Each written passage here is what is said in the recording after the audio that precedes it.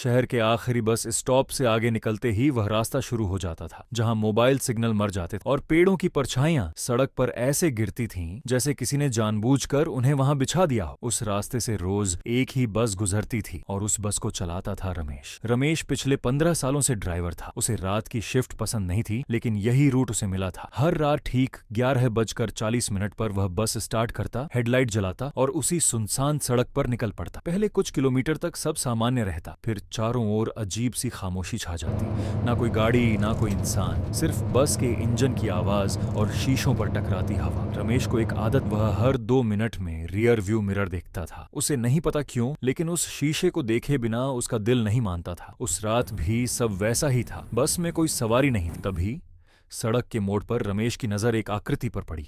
एक औरत, सफेद साड़ी, खुले बाल, सिर थोड़ा झुका हुआ। वह अकेली खड़ी थी, जैसे बस का इंतजार कर रही हो। रमेश का पैर अपने आप ब्रेक पर चला गया। इतनी रात को, उसने मन ही मन सोचा। दरवाजा खोला। औरत बिना कुछ बोले बस में चढ़ गई। उसके कदमों की आवाज अजीब थी, जैसे फर्श पर नहीं, कहीं और पड़ रहे हों। रमेश ने टिकट के लिए पीछे देखा। औरत सबसे आखिरी सीट पर बैठ चुकी थी। बस चल पड़ी। कुछ सेकंड बाद रमेश ने आदतन मिरर में देखा। पीछे की सारी सीटें साफ दिख रही थी, लेकिन आखिरी सीट खाली थी। रमेश ने झपक कर दोबारा देखा। सीट अब भी खाली। उसकी गर्दन में ठंड सी दौड़ गई। अभी तो बैठी थी, उसने खुद से कहा। उसने धीरे से आवाज लगाई, मैडम टिकट? कोई जवाब नहीं। बस में अजीब सी सर्द हवा फैलने लगी, जैसे किसी ने खिड़की खोल दी हो, जबकि सारी खिड़कियां बंद थीं। रमेश ने फिर मिरर देखा। अचानक बस के शीशे पर एक हथेली उभरी। भीतर से नहीं, बाहर से। उसका दिल जोर से धड़क उठा। उसने ब्रेक मारा। बस झटके से रुकी। पीछे पलटकर देखा, वही औरत उसी आखिरी सीट पर बैठी थी।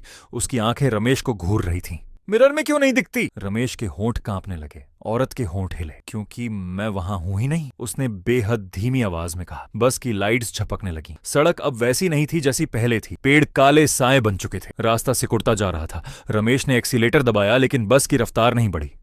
औरत धीरे धीरे खड़ी हुई। हर कदम के साथ उसकी परछाई लंबी होती गई, लेकिन मिरर में अब भी कुछ नहीं। तुम कौन हो? रमेश चिल्लाया। औरत मुस्कुराई। जिसे तुमने 3 साल पहले इसी सड़क पर नहीं देखा था। रमेश की आंखें फैल गईं।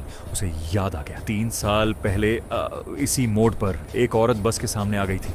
उस रात बारिश हो रही थी। रमेश ने ब्रेक मारा था, लेकिन देर हो गई थी। लाश को सड़क किनारे छोड़ दिया गया था। रिपोर्ट में लिखा गया था, अज्ञात महिला। मैं रोज यहीं खड़ी रहती हूँ, औरत बोली। हर रात एक बस का इंतजार। वह रमेश के बिल्कुल पीछे आ खड़ी हुई। अब भी मिरर में कुछ नहीं था। आज तुम रुके, उसने कहा, इसलिए मैं चढ़ गई। रमेश का गला सूख चुका था। मुझे जाने दो, वह फुसफुसाया। औरत का चेहरा अचानक बदल गया। उसकी आंखें गहरी काली हो गईं। अब मेरी बारी है। बस के सारे शीशे एक साथ चटकने लगे। रमेश ने आखिरी बार मिरर देखा। अब उसमें सिर्फ एक चेहरा दिख रहा था, औरत का। ड्राइवर की सीट खाली थी। अगली सुबह उसी सड़क पर एक बस खड़ी मिली। इंजन चालू था, उसने कहा। ड्राइवर गायब था। और आज भी अगर कोई रात 11:40 पर उस रास्ते से गुजरे तो कहते हैं बस चलती दिखती है, लेकिन ड्राइवर की सीट पर कोई नहीं होता और पीछे की आखिरी सीट पर एक औरत चुपचाप बैठी होती है, जिसका रिफ्लेक्शन कहीं नहीं दिखता।